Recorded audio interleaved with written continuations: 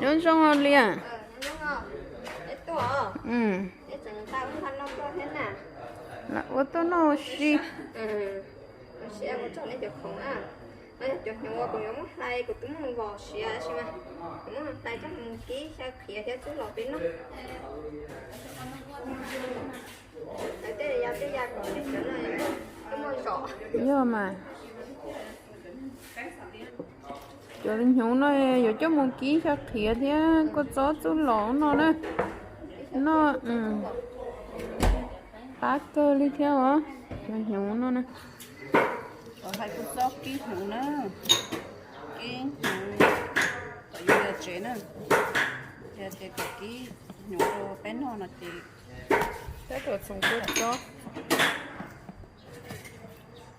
Cứ dùng tóc khía rồi. tao rồi. Có dùng cái gió.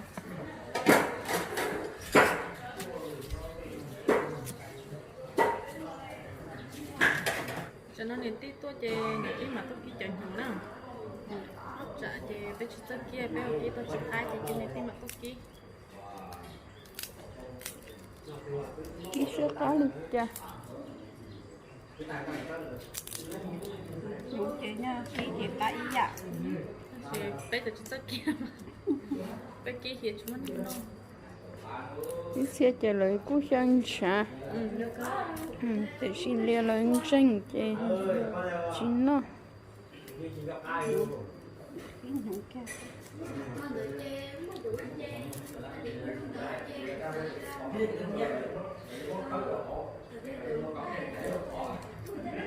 Rồi, để tập kiến học thế nào là cứ phải lại rồi.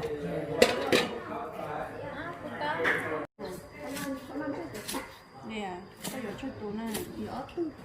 Rồi. Gió thứ là mấy thứ cha sẽ. Nè. Bây giờ con để lấy những con đâu một thuế thu lấy một con trắng. Thì giờ nó sẽ yên tả ra. Đó thì giờ ít tu nữa đó là giờ tu lót nó chỉ cho vợ thì sẽ cá ha. Nhưng mà lo chỉ có bỏ vậy một chuyện không ăn vô lòi rồi.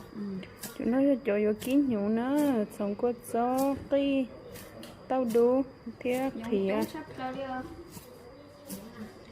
Dạ, chế nó trong dạng. Thế để nó cũng có lo xe bộ nói.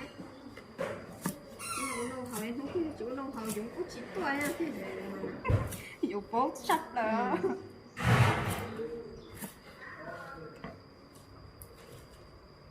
những cái nó những chai tứ những tứ chai nó tứ trên đầu giống là em Cứ thái tả này. rồi. cho kia cũng thế Đúng vô mà chủ chỉ khác thì đấy nhá. để có cháu rồi số hả Cháu nhá cậu. Cứ có đôi cái dạng.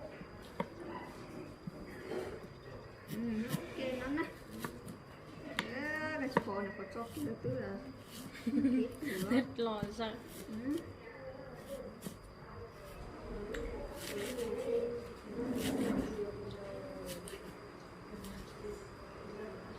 Thầy xuống lọ này, thầy xuống lọ thật chê. Ký sẽ để trâu kìa sẽ để truy nhớ lọ này thì gì.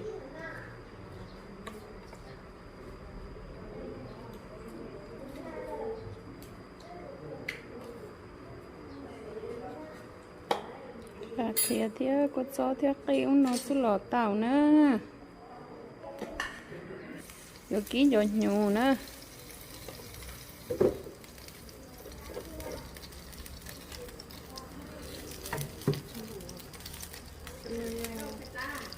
ốm mà Ký hiệu mà cũng nhẹ, trong có ít hơn đâu nữa.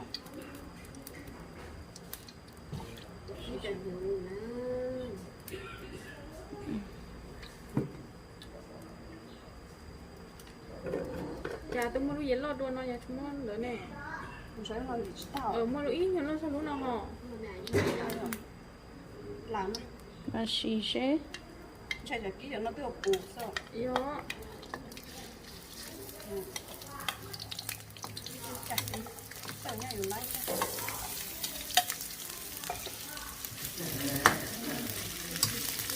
cho nó cũng đỡ thổ như của cho cõi để chúng ta cho trường hợp cái nhau chứ nó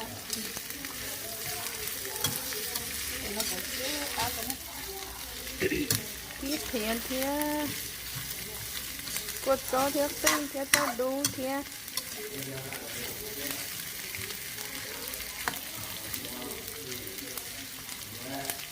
Bé ký hiểu chê, bé ký mi non á, bé thảo nè cũng tơ ký đùa thiệt.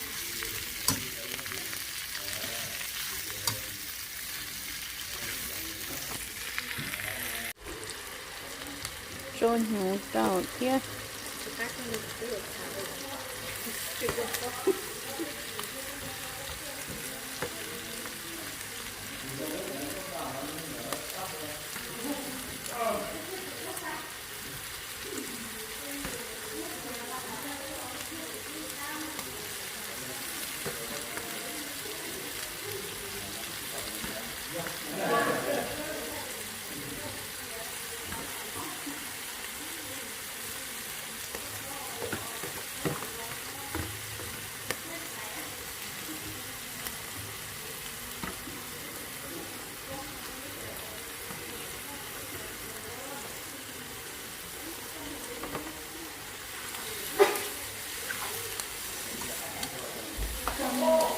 Dễ tê.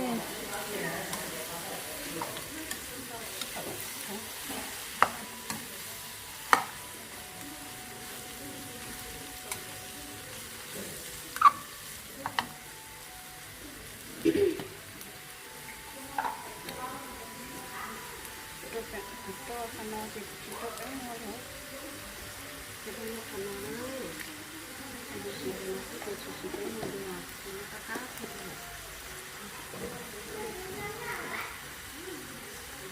Chị khăn nồi á, chị dễ. Nó mặn hồi, nó lìa dễ.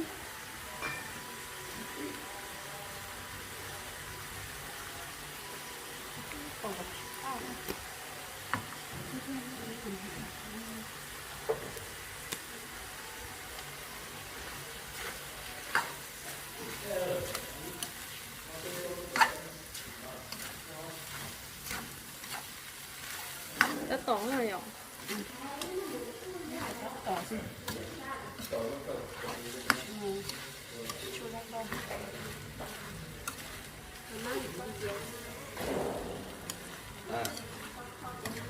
buổi tối có đủ vẫn tăng tôi nói nè Tơ tơ á. Cái có ý rồi sao ta? Ừ. Lông bùa hả?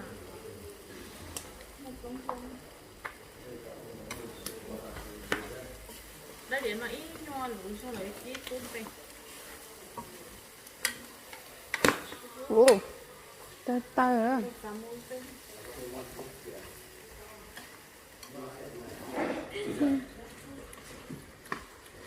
đọc lắm chuyện Xìa nữa. Trao sư lọt ra dê. Trời thiết sức. khi ngay giờ đi Lúc giờ mẹ cuốn rồi. Đôi bên chân trái chẳng tự. Xìa nữa. Tí hồi được cô khám rồi thì ngon phải. Cái đèn cây thầm bắt đạn đa. nhà mẹ chú hầu dọc của con Lấy luôn. Nhiều tía. Cái vỏ của tía là gọi chuẩn không không gió Sẽ là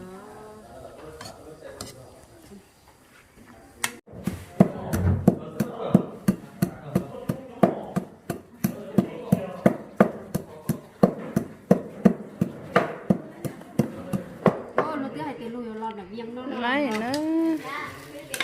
Không thích số đâu chọn cái nọ nữa. đây.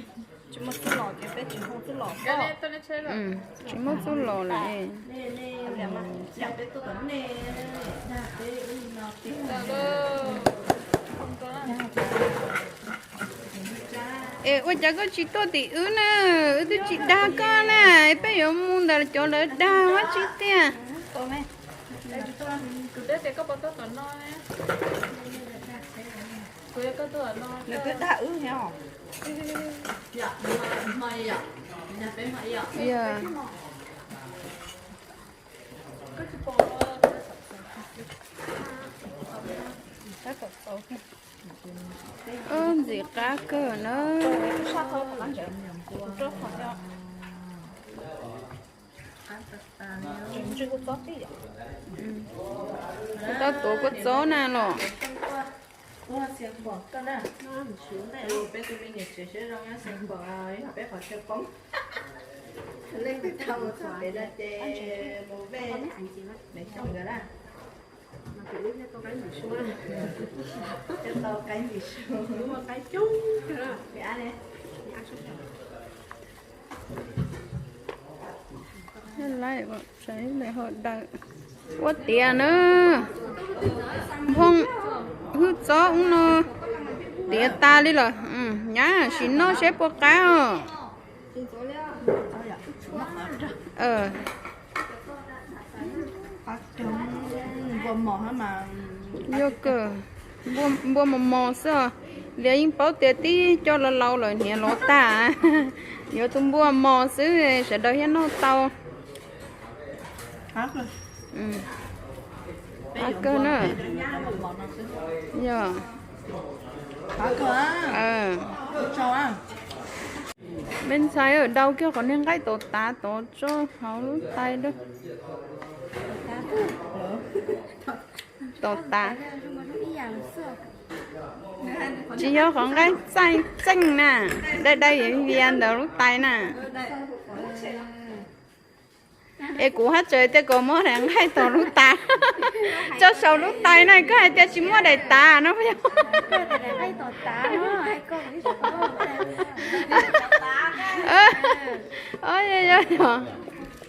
ô trời nó cấu lô lì cái này cũng có tàu cho nè lô nó liệu ô tay cho tàu ba không non thế nữa nó cũng sợ nó có tàu ba rồi nó sao nó có tàu ba ha bây giờ ô dù liệt chơi qua tàu ba tàu chúa giờ đi là hai cây nữa thôi nó dùng thau tê tơ một chân không có dạ chỗ nó vô chỗ có những chỗ vấn đề nó chỗ nó có một lỗ nữa cho nên chỗ này cứ chịu thôi thế nó sang ngưỡng nó cũng nè cho nên là có tàu này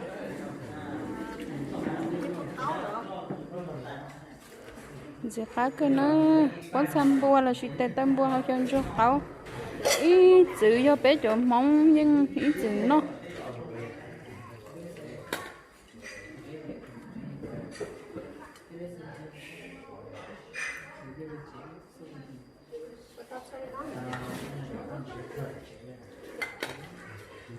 hôm nay dùng liệt cô chiêu chua cơ theo ông cô ở tàu tàu ba hồ lò hào nhá hôm nay dùng liệt gửi tuôn bùa món lên bùa vỏ mua tàu ba em mua cái tên bùa hồi chân cho cáo nữa cá cơ liền để giống món này sẽ cá cơ đi nữa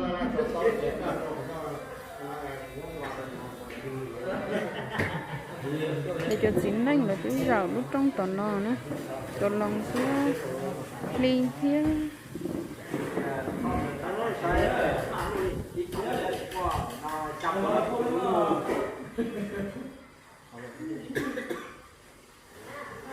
sắp tới tôi theo chuẩn bị theo chỉ nào đó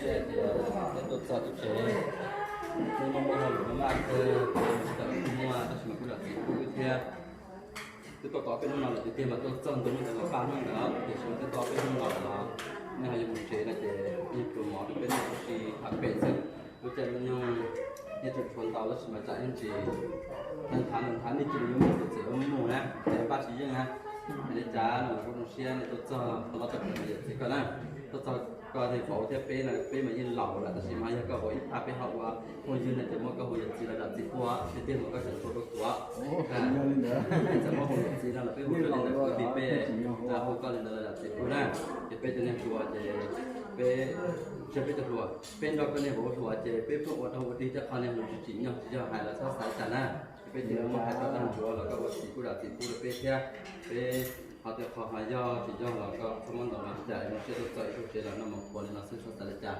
ในท้ายนี่จะเราได้不是啦，做图不对，那么个我考试边的做图，然后就干毛那边的这个毛边这的电脑，搞这个那毛了，毛跟就好了。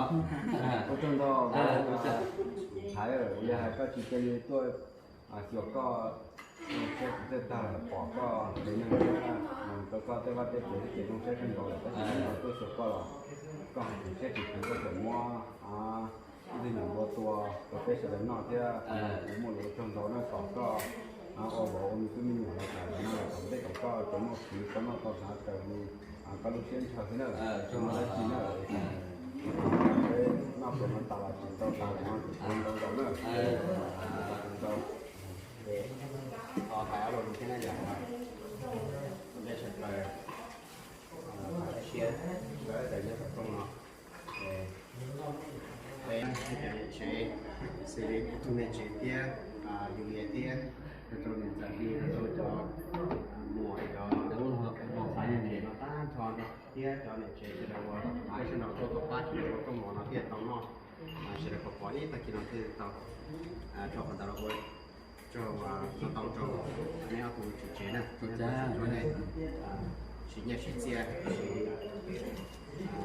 đó chỉ mỏ cho nó hạt bé rồi chỉ là cái lúa xe là bé sẽ là con này còn nó bé sẽ là lúa xe sụp lại đi cái này ít luôn là chỉ có tôi cái nó ít điểm là chỉ sẽ là một điểm đó này ở từ sẽ là chỉ ở từ quan điểm chỉ nó khác nhau rồi cái khoản cái này chỉ nó chạy của nó cá tua nó học cái chỉ chạy cái là bắt chạy cũng là cá tua cái là tua nhau của nó là ở từ chỉ cái rồi cái của nó chúng mình chạy của cái chỉ chạy nó chúng mình sống mà xã hội nói lúc bé trong không nhiều phim này xem gì nữa nè mình sẽ tiếp cho cũng như sớ để cho họ YouTube mà ta họ sẽ cái sẽ là nó thêm một tên nhiều rồi mọi việc theo sự đời sẽ là so sánh cả cho nên cái sử dụng cái nó cái nó phát cái phép thêm một nhận sơ là làm gì cũng theo đó để sẽ để nó không tên nó nhất của sống của nó cho nó kia còn sẽ để lên cái phòng là nó sẽ để nó cá nhân dùng kia còn số một đồ có suy nhận rồi ta thẳng kia nữa đó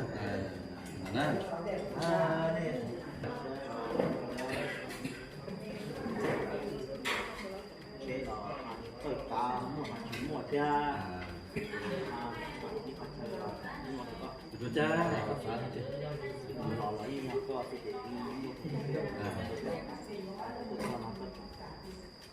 một tên như nó cho lọ của cái như thế là có thế nào cái tiền mà anh tài thì một chế nó đó chỉ mà thu hóa được xây trong cái gì đấy ngay buổi đấy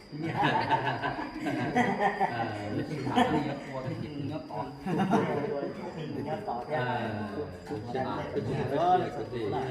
rồi mà có sơ sơ cái này có số năm đầu chứ nó có cái nó còn nó là chế cả chế các bộ cái chuyện nó còn đây nó nè lý ra nó cái mẹ cái gì đó có gì có đấy chịu đi đó cho cái như phải chịu nó mà nó cái cái mà nó xin chịu đua cho cái như số lượng số tu của cái cháu bé tụi bé là số lượng số nó cái gì vậy? Ủa, tao mà, của cháu nó